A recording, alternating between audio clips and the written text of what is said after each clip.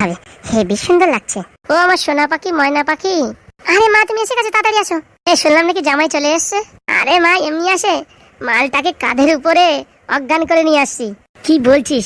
আমি যেভাবে তোর বাবাকে একবার এনেছিলাম সেইভাবে? হ্যাঁ মা, হ্যাঁ, বসো মা, বসো। বলছি, চারিদিকের লোকজন যা বলছে কথাটা কি সত্যি নাকি? কি মা, কি? এই তোর বর মানে আমার জামাই হাগু নাকি 1 কোটি টাকা লটারি পেয়েছে, এটা কি সত্যি কথা? আরে হ্যাঁ মা, হ্যাঁ, সত্যি কথা। তাহলে তো তোর কষ্টের দিন গেল। আর বলো না কষ্ট, মাঝখানে একটা কাঁটা বেঁধে রয়েছে, কাঁটাটা উঠাতে পারলেই সব টাকা আমার। কিসের কাঁটা মা? আর বলে না, কাঁটাটা হচ্ছে ফুটো। এই ফুটো আবার কে? ফুটো হাগুর একদম বেস্ট ফ্রেন্ড। ফুটো মানে বেস্ট ফ্রেন্ড টাকা চুরি করে নিয়েছে তাই বলছিস?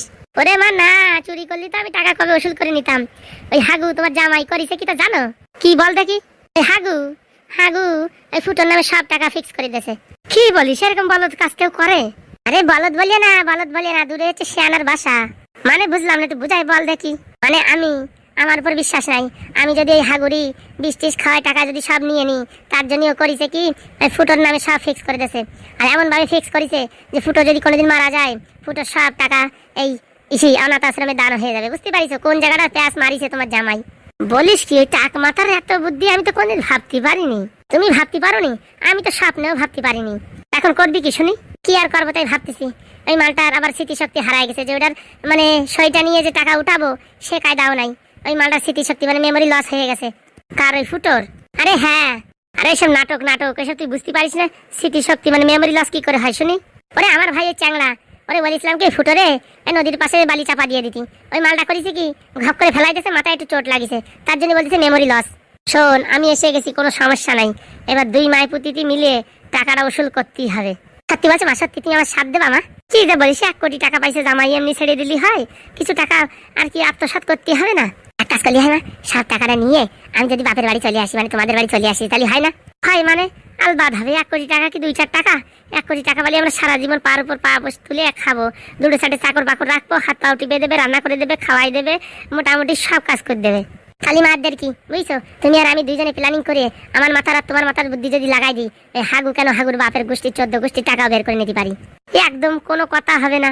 তোমার জামা বুদ্ধি একটুখানি যদি লাগাও না, এই হাগুর টাকা পশ করে বেড়ে চলে আসবে। তুই চাপ নিস না, হাগুর টাকা তো আমি আমেশার মতন বের করে দেবো। এই আমেশার মতন বের করবো বলে আমি বুঝলাম না মা ব্যাপারটা। আমেশা হচ্ছে কি ওই একটুখানি করে বের করে নেবো, এমন ভাবে বের করবো ও কোনোদিন ধরতেও পারবে না। তাহলে এক কাজ করো, এখন থেকে তুমি আমাদের বাড়ি থাকো বুঝছো? আমি বলবানি আমার শরীরটা সেরকম ভালো না, এই বাড়ি থাকবে 2-4-8 দিন। 2-4-8 দিন বলে মোটামুটি যতদিন টাকার আত্মসাৎ না করতে পারি 2 মাইপুতিটি, ততদিন এই বাড়ি থাকবো। তারপরে টুলাটুলি বানিয়ে পগার পার। একদম ঠিক বলেছিস বুড়ো, একদম ওদের টাকা ওসুল করে নেবো। আমার তো চেনে না, আমার নাম হচ্ছে দাঁড়ার সাপ। একদম পেশায় ধরবো তো রস বার করে দেবো। সত্যি না মাইরি? তুমি এতদিন কোথায় ছিলে মা? তুমি আসলে কবে টাকা ওসুল হয়ে যেত? এর আগের বার তো 2 বার আইছি, তখন তো বলিস নি লটারি বাদিছে। তাহলে কি আর এত ঝামেলা হতো? কবে টাকা বেরোই যেত। ওইসব ছাড়ো, যা হয়েছে হয়েছে, এখন টাকাটা বের করতে হবে। কিভাবে সেই প্ল্যানিং করো।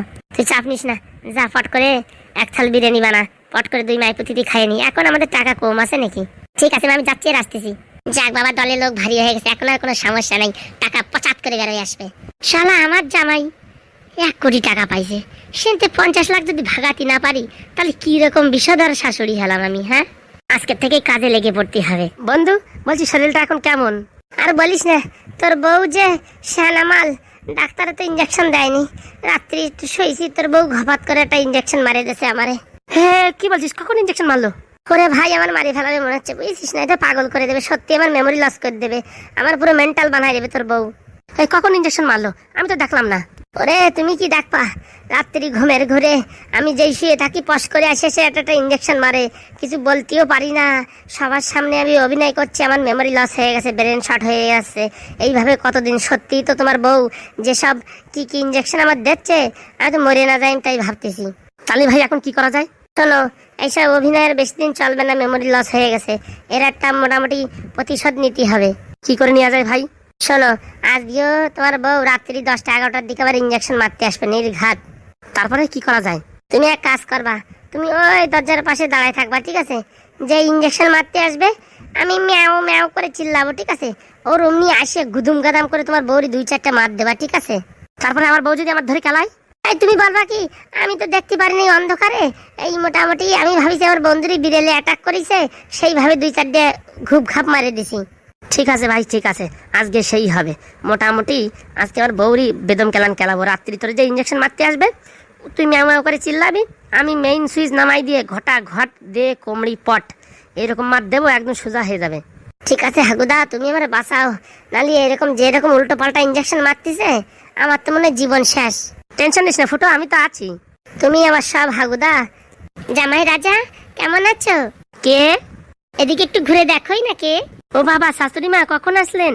এই তো মিনিট 4 হলো। আমার জীবনে অন্ধকার নামিয়ে এসেছে। এবার মা মেয়ে দুইজনে মিলে পরামর্শ করে যদি আমার উপর টর্চার করে, আমার জীবন আলকাতরা। তা বাবা বলছিলাম, এতদিন কোথায় গেছিলে, তোমার কোনো খবর টবর নেই? ওই মা, নতুন একটা ব্যবসা করবো তো, সেই ব্যবসার একটু ট্রেনিং নিতে গেছিলাম। ও বাবা, তাই নাকি? ভালো কথা। তা বাড়ি বলে যেতে হয় না? আমার মেয়েটা কতদিন টেনশনে খায়নি, দেখো কিরকম রোগা হয়ে গেছে। ডেলি সালা বিরিয়ানি খেয়ে কি মোটা হয়ে গেল বলে রোগা হয়ে গেছে। শুনলাম তোমার বন্ধুর নাকি মেমোরি লস হয়ে গেছে। আর বলবেন না শাশুড়ি মা, আর বন্ধুর জীবনটা পুরো অন্ধকার হয়ে গেছে, সেই টেনশনে আমি এখন দুঃখিত আছি। ও কোনো চাপ নিও না, এখন থেকে আমি কিছুদিন এবারই থাকবো। তোমার বন্ধুর ভালো করে সেবা করবো যাতে তাড়াতাড়ি সুস্থ হয়ে ওঠে। মানে কিছুদিন থাকবে মানে কি, বুঝলাম না। আমার কপালে হয়ে গেছে, সব শেষ, আর বাঁচবো না। বলছি কি, আপনি যদি আমাদের বাড়ি থেকে যান তাহলে শ্বশুর মশাইকে কে দেখবে? ও তোমার শ্বশুর ইংলিশ মিডিয়ামের ছাত্র, সব পারে। রান্না বান্না, ঘর থালা বাসন ধোয়া, মদ বিক্রি, সব কিছু করতে পারে, একাই 100। কেস তো জন্ডিস শাশুড়ি মা আমাদের বাড়ি থাকবে, ব্যাপারটা বুঝতে পারছি না। কি বাবা, তুমি অখুশি হলে নাকি তোমাদের বাড়ি থাকবো বলে? না না মা, কি যে বলেন, আমি ভাবছি কি আমার বন্ধু তো অসুস্থ, কোথায় থাকতে দেবো। ও নিয়ে চাপ নিও না হাগুদা, আমি এক কোনায় শুয়ে পড়বো যেখানে হোক। না ভাই, তুই আমার কাছে শুস। এই বাড়িতে অনেক লোকজন তো, আমার মেয়ের একা রান্না বান্না করতে কষ্ট হবে, তো এর জন্য ভাবছি কিছুদিন আমি এখানেই থেকে যাব। ঠিক আছে, আর কি করা যাবে। দেখি তোমার বন্ধু একটু ফুটোর সাথে একটু কথা বলি। বলছি কি ফুটো বাবা, তোমার শরীরটা এখন কেমন? এই আগের থেকে একটু ভালো, আগে তো কাউকে চিনতেই পারছিলাম না। এখন চিনতে পারছো? হ্যাঁ, আপনার মেয়ে যেরকম ট্রিটমেন্ট করছে, না চিনে কোথায় যাব। মানে আপনার মেয়ে ঘপা ঘপ উল্টো পাল্টা ইঞ্জেকশন দিয়ে আমার ঠিক করে দিচ্ছে। ও আমার মেয়ে তো আবার অনেক বছর নার্সের প্র্যাকটিস করেছে, তো ও সবকিছু জানে। শালা কি বলে, নার্সের প্র্যাকটিস করেছে? ঠিক আছে বাবা, আমি দেখি রান্নাঘরের দিক যাই, দেখি কিছু রান্না টান্না করি। হ্যাঁ, ভালো মন্দ। বন্ধু তুই একটু রেস্ট কর, হ্যাঁ আমি একটু দেখি বাজার ঘাট করে আনি। হাগুদা, আমার একা একা থাকতে ভয় লাগে। তোমার বউ এসে কখন ইঞ্জেকশন ঢুকাই দেবে কোনো গ্যারেন্টি নেই। দাঁড়া দাঁড়া ফুটো আর হাগু, এখন মা মেয়েতে মিলে যেরকম চালবো না, একদম জীবন পুরো আলকাতরা করে দেবো দুজনার। হাগুদা বলছি কি, তোমার শাশুড়ি আইছে, ব্যাপারটা কিন্তু ঠিকভাবে নেওয়া যাচ্ছে না, কোনো মতলব আছে মনে হচ্ছে। আমার তো মনে হয় আমার বউই ডাকাইছে, মানে একাই পেরে পারতেছে না তো। এর মা মেয়ের যদি বুদ্ধি একসাথে লাগে তাহলে হয়তো টাকাটা বের করতে পারে। হাগুদা এক কাজ করো, তুমি টাকাটা তোমার নামে ট্রান্সফার করে দাও, এই তো আমার নামে টাকা থাকলে দুই মা আর মেয়ে মিলে কেন আমার বিষ খায় মারি দিল। অত সে জানা, আমি এরকম কাঁচা কাজ করি না। তোরে মেরে ফেলবে সেটা কখনোই হয় না, আর আমারে মেরে ফেলবে সেটাও হয় না। সে কল আমি আগের থেকে করে রেখেছি। কিরকম? আমায় মারলে সব টাকা তুই পেয়ে যাবি, আর তোকে যদি মারে সব টাকা অনাথ আশ্রমে দান হয়ে যাবে, তাহলে দুজন আর কাউকেই মারতে পারবে না। ও সেসব ছাড়ো, পুরোপুরি না মারলেও রোজ দিন রাত্রি যেরকম ইঞ্জেকশন দিচ্ছে, আমার এখন বসে থাকাই অসম্ভব হয়ে পড়েছে। টেনশন নিস না, আজকে রাত্রি ফেসলা হয়ে যাবে, ঠিক আছে? আজকে রাত্রি যেরকম প্ল্যানিং হলো সেইভাবেই কাজ হবে, ঠিক আছে? ঠিক আছে হাগুদা, আমি তো এখন রেস্ট নেই। হ্যাঁ ঠিক আছে ঠিক আছে। বলছি কি, এই ফুটোটা একটু টাইট করতে হবে। কি যে বলো মা, আমি রোজ দিন রাত্রে টাইট করি। কি করে? ওই গরুর ইঞ্জেকশন আছে না, ওইটা ওকে অন্ধকারে গিয়ে ঘ্যাপা ঘ্যাপ করে 2-4 বার ইঞ্জেকশনটা লাগিয়ে দিই, আর ব্যথার জন্য সকালে বসতেই পারে না। কি মজা কি মজা! তা খালি ইঞ্জেকশন দিস না, ওর ভিতরে কোনো মেডিসিনও দিস? আরে বাবা, ওই গরুর ইঞ্জেকশন দিই। গরুর ইঞ্জেকশন দিলে পারে হয় ফুটো তাড়াতাড়ি ভালো হয়ে যাবে, নয়তো পটল তুলবে। যদি পটল তুলে তাহলে তুই টাকা পয়সা কিচ্ছু পাবি না শুনছি। আরে বাবা, সেই কল আমার কাছে আছে, বুঝছো? মানে কিরকম? মানে ফুটোর এই ইঞ্জেকশন লাগাচ্ছি রোজ, একবারে তো পটল তুলবে না। এমন সময় এরকম হয়ে যাবে, চলতে পারবে না, ফিরতে পারবে না, খালি টাকাই থাকবে ইঞ্জেকশন দিতে দিতে। তখন ওরা এই ব্যাংকে নিয়ে গিয়ে বলবো যে এর এখন শরীর খারাপ, ওঠানো মানে এর বাঁচানোর জন্য টাকা পয়সার দরকার, তাই এ যত টাকা ফিক্স করেছে সব টাকা আমরা ফেরত চাই, এই বলে টাকাটা উঠে ফেলাবো। বুঝতে পারিস? সত্যি না মাইরি, তোর সেই লেভেলের বুদ্ধি হয়েছে। তুই মান সম্মান রেখেছিস রে, রেখেছিস। সব তো তোমার দেখে শিখা মা, আমি আর কোথা থেকে শিখবো বলো? সত্যি তুই কাজের কাজ করেছিস। 1 কোটি টাকা ওসুল করতে হবে। 1 কোটি টাকা ওসুল করে এদের বাড়িতে মোটামুটি আর জীবনে কোনদিন আসা যাবে না, টাকা পয়সা নিয়ে পগার পার। সে কথা তো আমি কবেই ভেবে রেখেছি, তুমি টেনশন নিচ্ছ কেন মা? খালি টাকাটা হাতে আসতে দাও, ঘপাত ঘরে রাতারাত আমরা পালাই যাবো। বলতেছিস রোজ রাত্রি তো তুই ইঞ্জেকশন লাগাস, আজকে আমার মন মতন আমি একটু লাগাই দিই ইঞ্জেকশন, ক্যাপা ক্যাপ করে ওর পিছনটা পুরো পাশা পুরো ফুল হয়ে দেবো। একদম ঠিক কথা বলিস। তা তুমি তো ছোটবেলায় ভাবছিলাম নার্স হবা, অনেক চেষ্টা করেছিল, তো কোনদিন নার্স হতে পারো নাই, তো তাই ফুটোরে দিয়ে তুমি প্র্যাকটিস করো, বুঝছো মা? এক গরুর ইঞ্জেকশন ক্যাপা ক্যাপ করে লাগাই দাও, তোমারও প্র্যাকটিস হয়ে যাবে, আর ছোটবেলা সেই নার্স হওয়ার স্বপ্নটাও মিটে যাবে। ঠিক বলেছিস রে, ঠিক বলেছিস। তাহলে আর দেরি কিসে, ফটাফট রেডি করে দিচ্ছি ইঞ্জেকশনটা, তারপরে ঘাচাত করে মেরে দেবা, ঠিক আছে? একদম ঠিক। দাঁড়া একটু রাত হতে দে।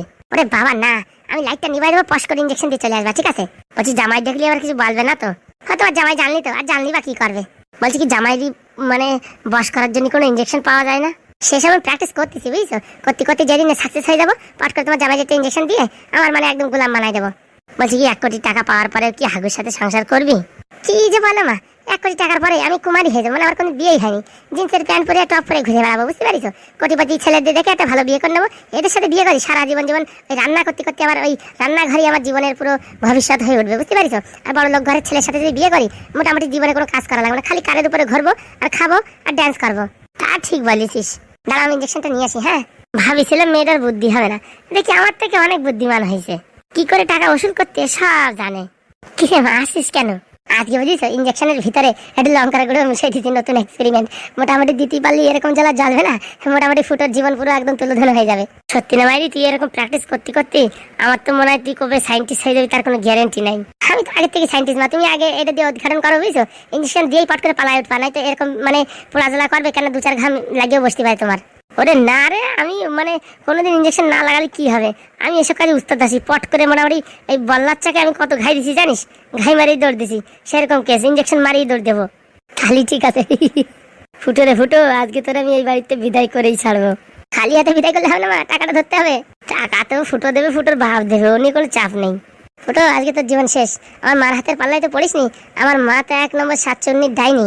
আই শুধু শুধু এসব কথা বলে লজ্জা দিস না, দে ইঞ্জেকশনটা দে, পাস করে দিয়ে আসি।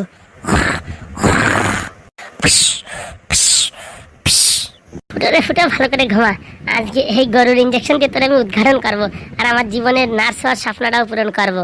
ভালো করে ফুটো ঘুমারে ঘুমা, নাক ডেকে ডেকে ঘুমা। আজকে পুরো ঘপাত করে ঢুকাই দেবো ইঞ্জেকশনটা। এই 1 2। শালা আমার বন্ধুরে মারা, হ্যাঁ দাঁড়া, তোর একদিন